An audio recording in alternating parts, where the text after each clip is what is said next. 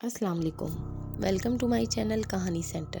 तमाम videos update के लिए हमारे चैनल कहानी सेंटर को सब्सक्राइब कीजिए और बेल नोटिफिकेशन के बटन को ऑन कर दीजिए। तो आइए चलते हैं आज की कहानी की तरफ। मुझे डर नहीं लगता। अरे अरे भाई, आप क्यों डर गए? हाँ, तो मुझे डर नहीं लगता। आपको यकीन नहीं आता तो आजमा लीजिए। मैं अक्सर रातों को तन्हा सफ़र करना पसंद करता हूँ। खेत खलियान हो या रेगिस्तान, दिन हो या रात, मैं हज़ारों मील तन्हा सफ़र करता हूँ। मुझे रात को सफ़र करना बहुत भला लगता है। यूँ समझिए कि रात के वक्त सफ़र करने का मज़ा ही कुछ और है। मैं जंगली शहज़ादा हूँ। ये मत समझ लीजिए कि मैं जंगल का शेर हूँ। नहीं भाई, मैं तो डर का शहज़ादा हूँ। आप मुझे जैसे चाहें डरा लें, लेकिन मेरे वजूद में कोई तब्दीली नहीं आएगी। ना मेरे पसीने छूटेंगे, ना खौफ तारी होगा, ना मेरे रोंगटे खड़े होंगे, ना जिस्म के बाल खड़े होंगे। मैं बहादुर हूँ, रब ताला के सिवा किसी से ना डरने वाला। मुझे मेरे रब ने बहुत ताकत से नवाजा है। डरना भी उसी ज़ात से चाहिए। उसकी बनाई हुई मखलूक से डरोगे तो जान की अमान नहीं पाओगे। मेरे अंदर भी रब रहमान के जलाल अजाब का डर हर वक्त रहता है। हाँ, मगर एक रात मैं बहुत डर गया था। मेरा रुआं रुआं काँप उठा था। वो एक भयानक रात थी, खून आलूदा रात, राज़ों भरी रात। उस रात के बाद मैं आज तक नहीं डरा, शायद कि ज़िंदगी की आखिरी सांस तक ना डरूं। आप जानना चाहते हैं उस रात क्या हुआ? तो पहले ये जान लीजिए कि मैं कौन हूँ। मेरा नाम रहीम है और रहम करना मेरा पेशा। मैं अपने पेशे में महारत रखता हूँ। मुझे मेरे रब ने रहम करना सिखाया है। घने जंगल के दूसरे कोने में मेरा ख़ानदान आबाद है। ज़रिया माश के लिए मुझे जंगल के एक कोने से दूसरे कोने तक सफ़र करना पड़ता है और ये जंगल हज़ारों मील फैला हुआ है। मैं लकड़हारे का वाहिद चश्मचरा हूँ। मेरे बाद उनके यहाँ कोई औलाद नहीं हुई। क्यों नहीं हुई मुझे नहीं मालूम। हाँ, मगर रब्बे रहमान बेहतर जानता है। दुनिया वाले तो कहते हैं कि दोनों उम्र की इस हद में पहुँच गए जहाँ औलाद पैदा नहीं हो सकती। मेरे वालिदैन की सारी मोहब्बत मेरे हिस्से में आई। उन्होंने खूब अच्छे तरीके से मेरी परवरिश की। मैं शरारती और बला का ज़हीन लकड़हारे का बेटा हूँ, इसीलिए पढ़ने लिखने का सवाल ही पैदा नहीं होता। जंगल वालों का तालीम से क्या लेना देना? जंगल में कोई ऐसा निज़ाम भी नहीं होता। बस यूँ समझ लें, दुनिया वालों की नज़रों में हम जंगली हैं, लेकिन अब तो अच्छे खासे पढ़े लिखे भी जंगली बन गए हैं। अपने हाथों से अपनों का गला काट रहे हैं। मेरा ख़ानदान 3 अफराद पर मुश्तमिल है। इज़्ज़त की खाते हैं, रब्बे ताला का शुक्र अदा करते हैं और उसी की ज़मीन पर कपड़े बिछा के बेफिक्री की नींद सो जाते हैं। जब से मैंने होश संभाला तो अपने बाबा के साथ खुद को जंगल में लकड़ियाँ काटते पाया। हम दोनों बाप बेटा लकड़ियाँ काटते और इनको गठरियों की सूरत बांध कर शहर बेच आते। यूँ हमारा गुजर बसर हो रहा था। जमा करने की आदत हमने नहीं सीखी थी। परिंदों की तरह रोज़ रिस्क की तलाश में निकल खड़े होते थे। हम हर रोज़ शहर नहीं जा सकते थे। हाँ, हफ्ते में 2 बार ज़रूर लकड़ियाँ बेचने जाते थे और इनके बदले खाने पीने की चीज़ें खरीद लाते थे।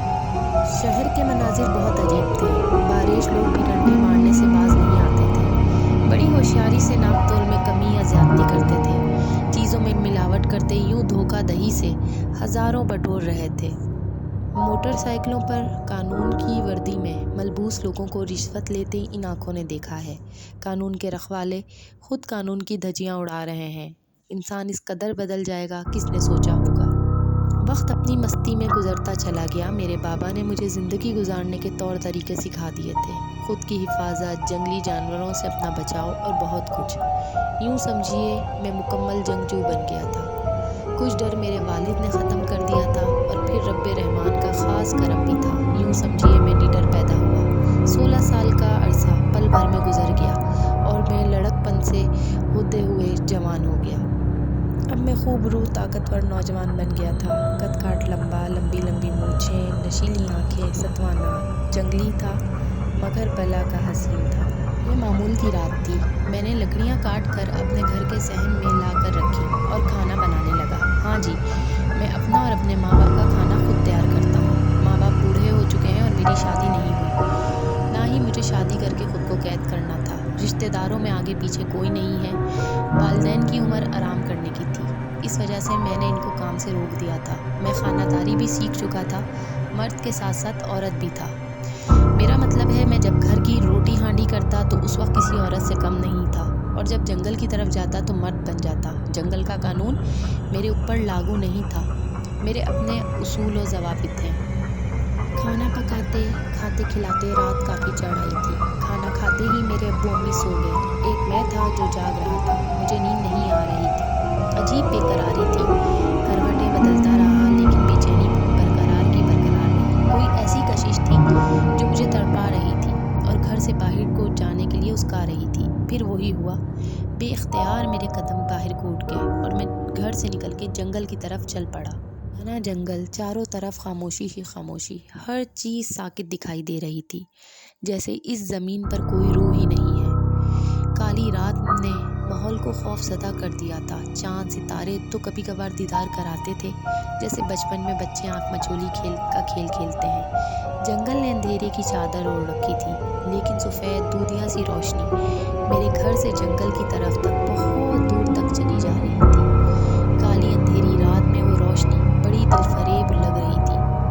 روشنی اتنی تیز تھی کہ زمین کے سینے پر پڑی چھوٹی سی چھوٹی چیز بھی واضح دکھائی دے رہی تھی۔ میں اس روشنی میں دیوانہ ہوا جا رہا تھا، اس کی مدہوشی میں کھو سا گیا تھا۔ روشنی کو پکڑنے کی چاہ اس کے پیچھے چپ چاپ چلا جا رہا تھا۔ جانے اس میں ایسی کون سی کشش تھی کہ بے اختیار میرے قدم اٹھتے چلے جا رہے تھے۔ سنسان رستہ، پھر گھنا جنگل جہاں کوئی بشر نہ تھا، وحشی جانوروں کی اماج گاہ، شیر، چیتا، گیدڑ، بندر، خرگوش اور جانے کیا کیا۔ میں اکیلا تھا۔ مجھے روشنی کھینچے جا رہی تھی، جیسے ماں اپنے بچے کو بازار میں پکڑے چلی جا رہی ہوتی ہے۔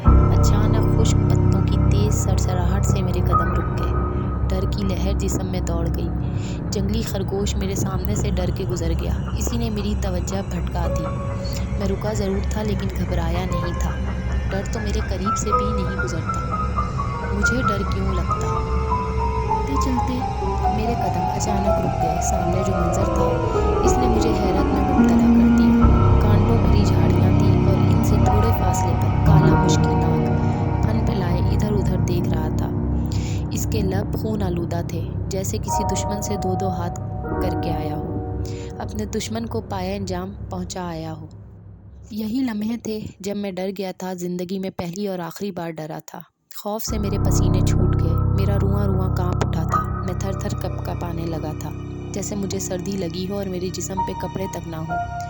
سامنے وحشی سانپ پھن پھیلائے بیٹھا تھا اور دوسرا کوئی رستہ نہ تھا جو میں اختیار کرتا۔ مزے کی بات تو یہ تھی کہ جس روشنی کی چاہ میں گھر سے نکلا تھا یہیں ختم ہو رہی تھی۔ آگے کا منظر ڈرا دینے والا تھا۔ میری منزل کہاں تھی نہیں معلوم، بس کسی پاگل کی طرح گھر سے نکل آیا تھا۔ اب نہ پیچھے ہٹ سکتا تھا اور نہ آگے بڑھ سکتا تھا۔ پیچھے گھپ اندھیرا تھا اور سامنے دشمن ڈسنے کو بےتاب بیٹھا تھا۔ میں ڈر گیا۔ گھپ اندھیرے میں اپنی زندگی کا انجام سوچ لیا تھا، موت۔ میرے لب ہلنے لگے۔ میں اپنے پیدا کرنے والے کو پکار رہا تھا، وہی ذات تو تھی